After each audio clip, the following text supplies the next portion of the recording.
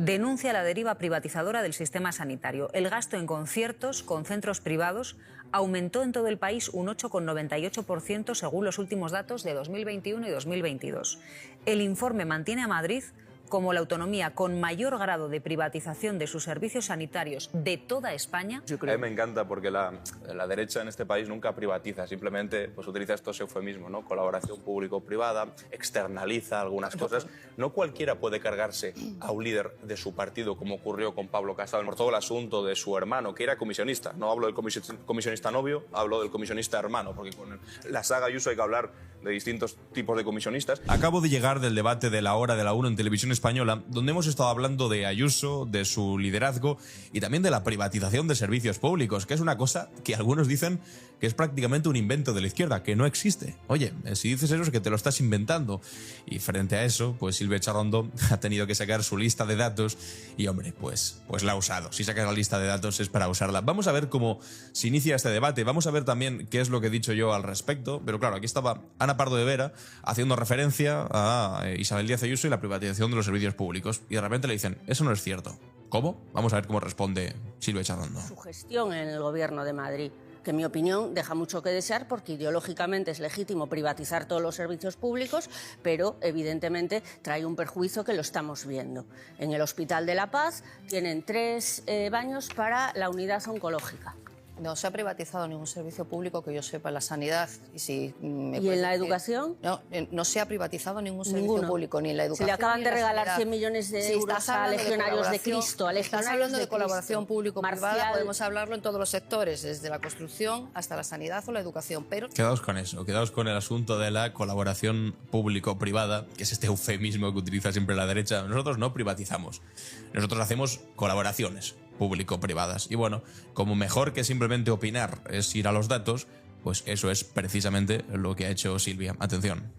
A ver, un segundito por arrojar un poquitito de luz y sobre todo por poner cifras. Estaba leyendo yo en la web de Radio Televisión Española el 9º informe de la Federación de Asociaciones para la Defensa de la Sanidad Pública. Es de mayo de 2023. Sí. Y es un informe sobre la privatización sanitaria de las comunidades autónomas. De todas, ¿eh?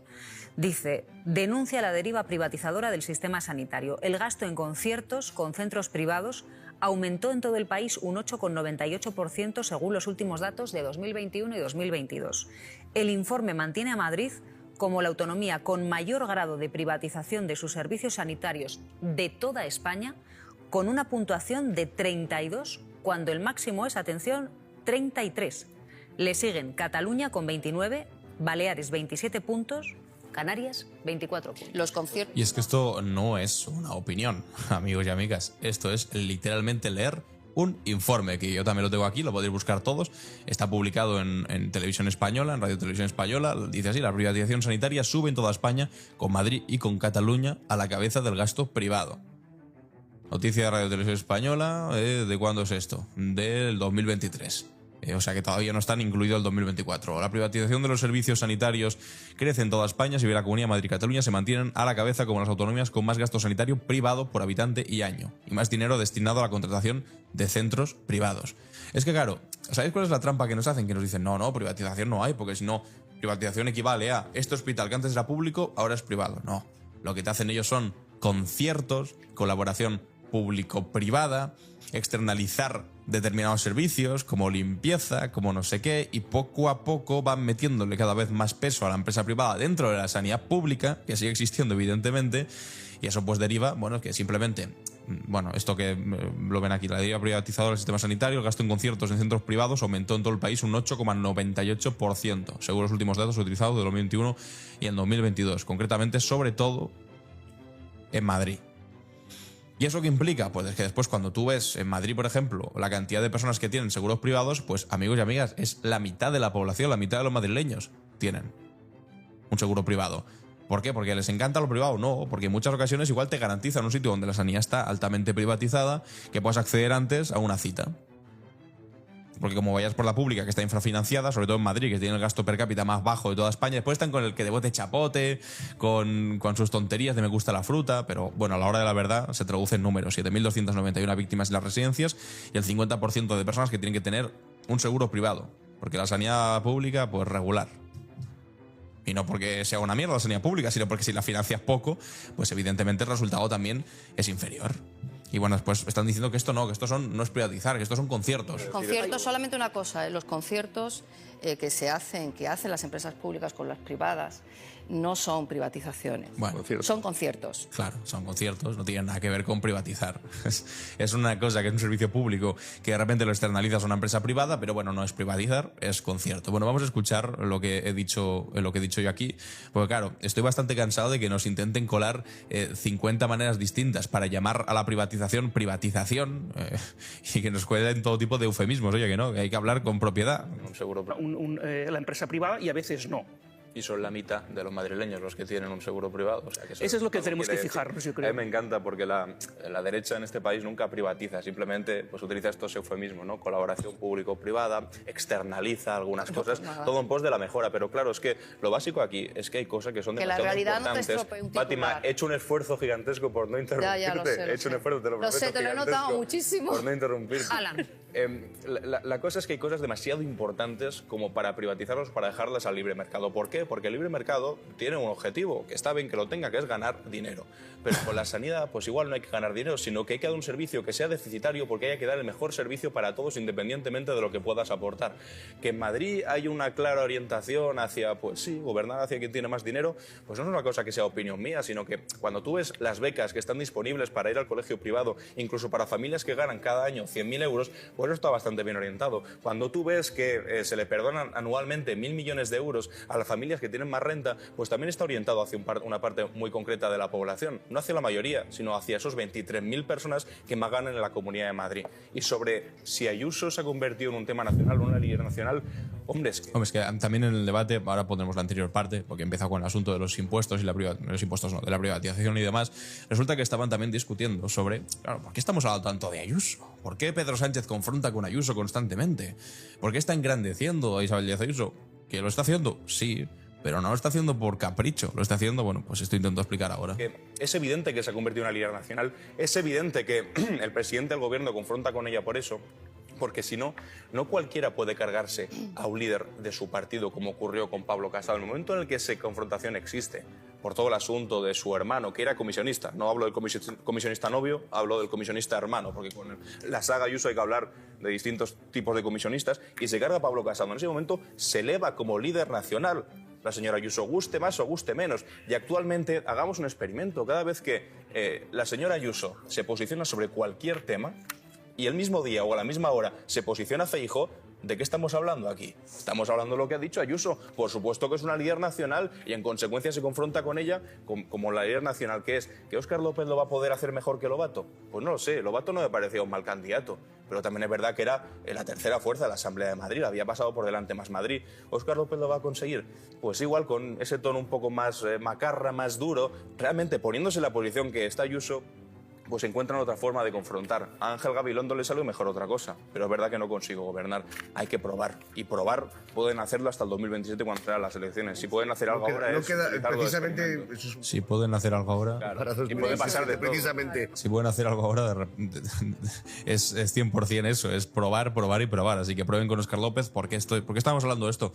Porque este fin de semana se ha producido el Congreso del Partido Socialista de Madrid, donde han renovado la Ejecutiva, donde Óscar López ha tomado ya posesión como el secretario general del Partido Socialista de Madrid. Ahora va a ser como la oposición a Ayuso dentro de Madrid. Que a ver qué consiguen, porque Ayuso tiene una posición, ya lo sabéis, durísima, súper monolítica, con una mayoría absoluta muy fuerte de la Comunidad de Madrid. Eso es así, eso es innegable, al mismo tiempo que también es innegable que las posiciones privatizadoras son las que existen ahora mismo en la Comunidad de Madrid, y este gobierno para los que más tiene, que son esto de rebajas fiscales para las 23.000 personas más ricas, que se traducen en 1.000 millones de euros que le perdonan cada año, 1.000 millones, que después estos son los mismos que se escandalizan, ahora que estamos aquí con Televisión Española, con La Revuelta. Se lleva 14 millones de euros por el programa más visto de la televisión, David Broncano. ¿Cómo puede ser? Bueno, sí. Y los 1.000 millones, eso podría destinarse a los hospitales y a la sanidad, vale.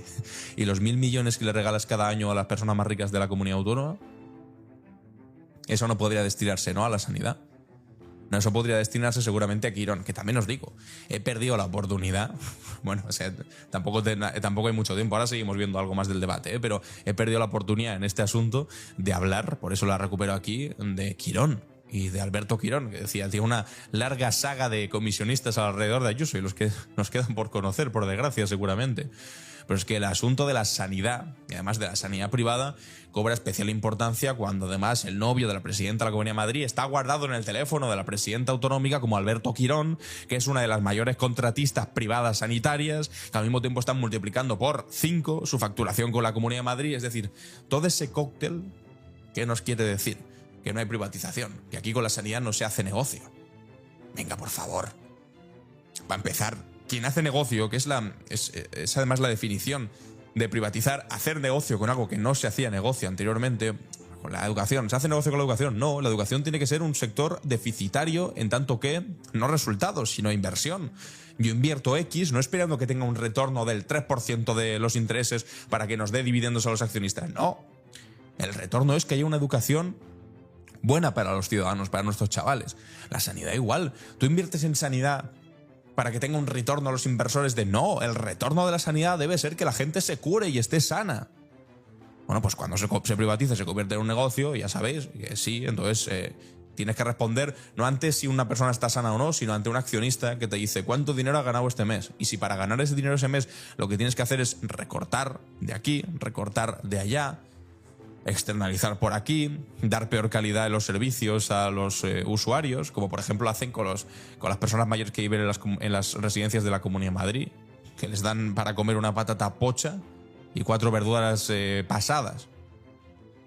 O sea, si queréis tener mal estómago, buscadlo en Google ahora mismo. Los menús de las residencias privadas de la Comunidad de Madrid. Bueno, privadas, todas son privadas, y las que son públicas son de gestión privada también, que es como estos eufemismos. No es público, de gestión privada. Pero te jode, pues eso es privado. Eso es privatizar. Es la definición de privatizar. Pero que alguien me pueda negar el negocio evidente, explícito que se hace en la Comunidad de Madrid, no solo en la Comunidad de Madrid, en grandes partes de España, con la sanidad, teniendo al lado, durmiendo todos los días con un tipo que está guardado por tu jefe de gabinete como Alberto Quirón, hombre, por Dios, y teniendo a tu hermano que también se hizo de oro con temas sanitarios, es que ese es el asunto. Lo de las comisiones lo ejemplifica a la perfección. Una sanidad pública lo que te permite es que cuando viene una pandemia, no importa lo rico que seas, no importa lo podrido de billetes que tengas el bolsillo y no importa los ceros que haya en tu cuenta, que a la hora de tener que, yo qué sé, vacunarte, por ejemplo, del COVID, o de tener un hijo, da igual si tengas un hijo y eres la hija de Amancio Ortega o eres la hija del barrio. Si tú vas a un hospital, te van a atender, un hospital público, de la misma manera. Y con las vacunas, tú por muy rico que fueses no podías vacunarte antes. Te vacunabas en orden mucho más importante, que es en orden de necesidad. Primero las personas más mayores, las más vulnerables, las que tenían enfermedades que podían ser más complicadas, y al final los más jóvenes, los que... En fin, pues como debe ser, una sociedad democráticamente organizada cuyas necesidades se reparten en función de cuyos bienes se reparten en función de las necesidades, no en función de quién se lo pueda pagar. Porque si fuese en función de quién se lo pueda pagar, ¿por quién se habría vacunado primero del COVID-19? Pues todos los ricachones. Que sí que hubo algunos sinvergüenzas por ahí, algunos concejales, algunos consejeros, tal, que se vacunaban los primeros. Pero bueno, por lo general funcionó bien. Pues con las mascarillas exactamente lo mismo. ¿Quién tiene las mascarillas? Pues quien las tiene, que las necesita. Los enfermeros, los médicos, los que están en peores condiciones, los que tienen patologías previas, no quien las pueda pagar. Bueno, pues ahí, en ese claroscuro de momentos de aprovechaos en lo peor de la pandemia y de esa desesperación que había entonces, pues ahí es cuando se mete de repente, ¡boom!, el asunto del negocio. Y deja de operar la lógica de lo público y se mete la lógica de lo privado, del negocio básicamente, y te aparecen todos esos sinvergüenzas que se hicieron de oro en lo peor de la pandemia con comisiones. Que ya es casualidad tener a uno que es el hermano que se llevó 286.000 euros, como para además tener a otro ahora que es el novio que se llevó 2 millones de pavos en comisiones, y como no tenía suficiente, decidió defraudar 350.000. Es que cada vez que lo digo, yo de verdad que no me lo puedo creer, que Ayuso pueda salir de rositas después de tener esta recetita en su casa. No uno, 2. Eso es la privatización de la sanidad, amigos y amigas. Y ya que estamos hablando de cosas que no entiendo, vamos a hablar también de la oposición del Partido Popular respecto a las pensiones, que también hemos hablado aquí en el debate de la hora de la 1. Escuchad. Para eso, antes, lo siento por lo que os voy a someter, hay que escuchar al señor Miguel Tellado, que ahora, bueno, pues está haciendo unos malabares, bueno, que también son interesantes, son divertidos, son curiosos de ver, para justificar que antes votaron no a la subida de pensiones, pero ahora votan que sí, pero que realmente es un voto que no a Pedro Sánchez. ¿Alguien lo entiende? No, yo creo que ni él mismo. Atención. Es un voto sí a las pensiones, sí a las ayudas a los afectados de la Dana, sí a las ayudas al transporte, no al gobierno de Pedro Sánchez. Es que esto es tremendo. Como yo voto en el Congreso y a unas medidas, que voto sí o no. Pero él decide que voto sí, pero es que es un no a Sánchez. No sabía que había como una especie de quiniela. Estos sí, estos no. Que no, o sea, votas sí o votas no. Y ya votaste que no a la subida de pensiones y mejora de las prestaciones sociales, y ahora votas que sí cuando no hacen falta tus votos. De ahí a que, bueno, pues sea aquí Miguel Tellado al que han metido en el marrón de tener que defender esto. Que dicen que total, como normalmente ya queda regular, pues que quede regular una vez más, que tampoco nos importa. Me da la sensación que están como un poco apartándole y achicharrándolo en el cargo, porque saben que no tira. Es que no tira, el pobre Miguel Tellado no tira. ¿Qué le vamos a hacer? Interprete nuestro voto favorable como un balón de oxígeno a Pedro Sánchez. Eso faltaría. El oxígeno, Vera. A ver, yo creo que, en fin, en política y sobre todo los fines de semana, en donde los políticos tienen que hacer discursos para la gran masa, pues termina siendo un poco cansina, ¿no? Porque estamos acostumbrados a determinados clichés. Aquí el que ha tenido que envainársela es el gobierno, es Pedro Sánchez, de 80. Atención con esto. A ver si es verdad lo que está diciendo. Quien ha tenido que envainársela es Pedro Sánchez del perdedor. Bueno, ahora yo voy a responder a ver si tenéis las mismas dudas que yo al respecto de esta afirmación. Medidas que metían en un decreto que tenían que estar prohibidos. Atención primero. Tenían que estar todos prohibidos, con el PP, con el PSOE y con todo el mundo. Pues han tenido que dejarlo en 29. ¿Por qué? Porque hay un señor que manda aquí. ¿Quién manda? No es Sánchez, el que manda es Puigdemont. Ahora estamos viendo con el tema de la reducción de la jornada. Hombre, debe mandar porque están todo el día pidiéndole, por favor, casi de rodillas, desde el PP y desde Vox, que les preste sus votos para una moción de censura contra Pedro Sánchez. Así que de pasar de ser el malvado terrorista a una persona a la que le pides los votos para sacar adelante tus iniciativas, hombre. Lo de la semana laboral, que los empresarios, los sindicalistas y todo el mundo está empezando a ir a Waterloo para hablar con Puigdemont, que es el que tiene la sartén por el mango. Entonces, el gobierno ha tenido que hacer lo que le ha dicho Puigdemont y se ha tenido que comer la mayor parte de las medidas. ¿Por qué? Porque Puigdemont ha dicho por ahí no entramos. El PP lo tenía muy claro, sí a las pensiones, sí al tema del transporte y sí a la Dana. Y por supuesto... Y no al palacete. Sí. Y a mí me parece que votan que sí a lo mismo. ¿Desgastado o no está desgastado? Ahora vais a escuchar lo que digo. Las encuestas tampoco dicen mucho en este sentido. Lo que sí está claro es que aquí hay un gobierno que está en manos del señor que está en Waterloo y que es el que manda de verdad. Cuando salió Feijóo a explicar por qué votaban en contra de la subida de pensiones y del decreto social, dijo que votaban que no básicamente por 3 asuntos. Votamos que no. Dijeron sí a las pensiones, pero no al palacete, sí a las ayudas a la Dana, pero no a las ayudas a los ocupas, y finalmente se inventó una que decía no a la subida del IVA, que no aparecía en ningún lado en el decreto. Pero básicamente las dos que eran ciertas, no la tercera que no era cierta, las dos que eran ciertas, que eran sus motivos, sus explicaciones, que no cuajaron demasiado, porque todo un pensionista le dices, oye, que no te voto a favor de las subidas de pensiones porque hay un palacete que tienen estos del PNV que es intolerable, no cuajó demasiado, pero es que esas dos continúan dentro del decreto. Entonces, ¿se podía trocear? Claro que se podía trocear, pero lo que pedía el Partido Popular es que se trocease para que simplemente se presentase el tema de las pensiones, o simplemente las ayudas al transporte, o simplemente las ayudas a la Dana. Pero es que se ha troceado, dejando una parte fuera, que a ver si me explicáis cuál es, que es que no le gustaba al Partido Popular, pero la que argumentaron, o sea, la que dijeron en todos los lados, y también al señor Tellado, que lo acabamos de escuchar, ha sido también sus malabares particulares, que hace unos días llamaba Aprovechategui el PNV por meter dentro del decreto el asunto del palacete. Es que ahora ya no dicen nada sobre eso. Eso es lo que le estamos echando en cara al Partido Popular en todo caso. Que no hubiese un argumento real o de peso para votar en contra, sino que simplemente hubiese un cálculo de, bueno, pues ahora vamos a votar en contra de este ómnibus. ¿Por qué? Porque Junts también va a votar en contra y va a decaer. Y eso, pues evidentemente, va a hacer daño al gobierno porque va a demostrar que no tiene una mayoría suficiente para gobernar. Pero eso sí, cuando de repente el gobierno negocia con Junts, que tampoco es que le haya dado gran cosa a Junts, que le ha dado unas ayudas para propietarios por si el inquilino te deja de pagar, y después la posibilidad de que presenten esta PNL, que es una proposición no de ley sobre la cuestión de confianza, que no va a ningún lado realmente, que simplemente presentarla, votarla y a otra cosa. No ha dado gran cosa, no se ha arrodillado delante de Puigdemont. Pero de repente, cuando Junts vota que sí, y por lo tanto iban a salir, por fortuna para todos los pensionistas de este país, para los que utilizan el transporte público a diario, De repente el Partido Popular dice que sí, pero ¿cuándo dice que sí? Cuando sus votos ya no valen para nada. Entonces es normal que le preguntemos, a ver si alguien me es capaz de decírmelo, de contestármelo. ¿Qué ha cambiado sustancialmente? Porque es que el palacete sigue ahí. Las ayudas a los ocupas que decían, que también era mentira, siguen ahí. Amigos, ¿qué ha cambiado para que el voto sea favorable ahora? Realmente los contenidos Es que no ha cambiado nada, ya os avanzo, no os voy a poner la continuación, pero no me han contestado.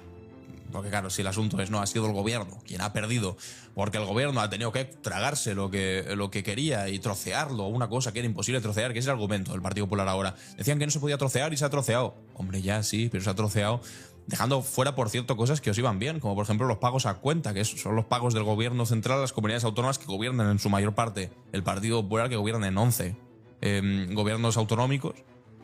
Y eso se ha quedado fuera. Pero lo que argumentaban ellos, que eran los motivos por los que votaban en contra, es que siguen dentro. O sea, lo del palacete y lo que decían de las ayudas en que ocupas, que era realmente no poder desahuciar a familias vulnerables, eso sigue dentro del decreto. Y ahora votan a favor. Y Miguel Tellado, que hace 2 días decía aprovechateguis, los del PNV, no sé qué, ahora resulta que dice que sí votan, pero que no a Sánchez. O sea, es de verdad, es imposible de entender. Y es tan imposible de entender que, claro, yo he lanzado la pregunta a ver si alguien tenía la bondad de responder dónde concretamente era la cosa que se había troceado, que tanto molestaba el PP y que ahora, al haberse quitado, sí que van a votar a favor, y no me lo han dicho, porque no existe. Porque no había un motivo real para el voto en contra, más allá del cálculo político. Es decir, los distintos grupos dentro del Congreso de los Diputados, de izquierdas, de derechas, o sea, yo qué sé, desde Esquerra Republicana hasta el PNV, por poner un ejemplo de izquierdas y otro de derechas, Sumar, el PSOE, yo qué sé, votaron a favor de las pensiones pensando en los pensionistas. Claro, el Partido Popular votó en contra no pensando en los pensionistas, ni tampoco pensando en joderles, sino en joder al gobierno. Y ahora vota a favor, y lo ha dicho Feijóo, de hecho, ha dicho, ahora vamos a votar a favor para no votar lo que le gustaría a Sánchez que votásemos. Es que esto no va de lo que le gustaría a Sánchez o le dejaría de gustar, esto va de legislar para los españoles. Pero se ha demostrado que votan simplemente pensando en Pedro Sánchez. Primero, a ver si le pueden joder, y segundo, a ver si no pueden estar donde Pedro Sánchez le gustaría que estuviesen. Es decir, ¿han pensado en algún momento, dentro de toda esta diatriba de chorradas que llevan soltando durante esta última semana de los pensionistas, en la gente que utiliza el transporte público? No, han pensado en Sánchez. Elecciones. ¿Por qué? Bueno, pues es la pregunta del millón. El por qué es porque el liderazgo de Feijóo está en la mierda. Así de claro. Está acabado. Y como no consiga que haya elecciones este 2026, que va a ser un año, 2025, perdón, que va a ser un año electoral muy tranquilito, porque no, en principio, nunca se sabe, pero en principio no va a haber elecciones, pues a él lo que le interesa más es adelantar las elecciones y presentarse, porque como no se adelanten las elecciones, Feijóo no sigue al frente del Partido Popular, y se lo cargarán y vendrá pues o Ayuso o Juanma Moreno o quien sea. Y evidentemente, pues Miguel Tellado tampoco estará ahí. Cuca Gamarra, pues a saber, porque Cuca Gamarra, pues ya sabéis que le pega la lengua al culo a quien haga falta con tal de sobrevivir políticamente, como hizo con Ayuso, después de aplaudir a Pablo Casado hasta que se le quedaban las manos en carne viva. Bueno, en fin. Pues por eso la desesperación de esta gente. Y de ahí, pues, estas actuaciones, hombre, pues un tanto erráticas, amigos míos. ¿Qué queréis que os diga? Pues hasta aquí ha habido un poco más de debate. Si lo queréis ver, está subido en la web de Radio Televisión Española. Por mi parte, ya no vamos a reaccionar a más. Ahora me gustaría leeros en los comentarios a ver qué opináis sobre lo que habéis visto. Y si os ha gustado, pues suscríbete, compártelo y nos vemos en el siguiente. Adiós.